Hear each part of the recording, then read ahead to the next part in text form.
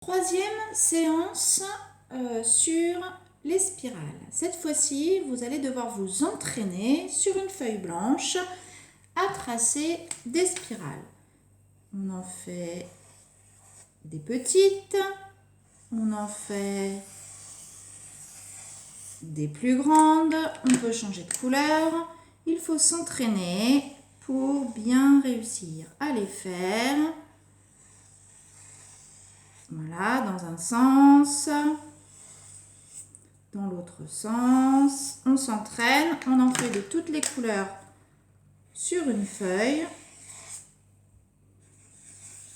Une fois qu'on sait bien les faire, qu'on s'est suffisamment entraîné, je vais vous demander d'essayer de réaliser un arbre de vie comme Gustav Klimt. Alors, je vous ai fait deux exemples. Soit vous prenez, par exemple, moi j'ai pris là une feuille de papier journal et dessus, j'ai tracé un arbre de vie au feutre noir. Vous pouvez aussi prendre une feuille blanche et tracer un arbre de vie de toutes les couleurs. Et vous voyez, j'ai rajouté des lignes brisées parce que vu qu'on a appris à les faire, on peut s'amuser à rajouter des graphismes que l'on connaît.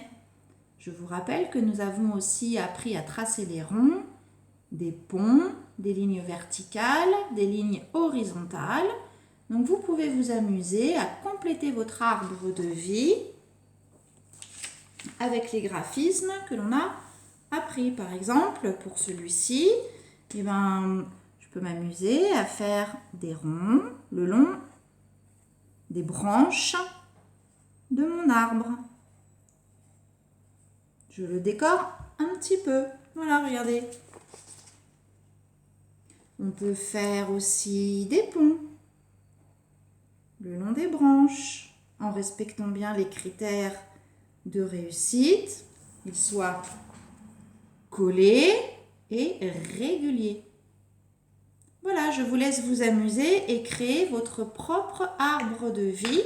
Et j'espère sincèrement que je vais avoir en photo vos réalisations. Et pour finir cette vidéo, je vous remontre l'arbre de vie de Gustav Klimt que vous connaissez parce qu'on l'a accroché dans la classe si vous vous souvenez bien.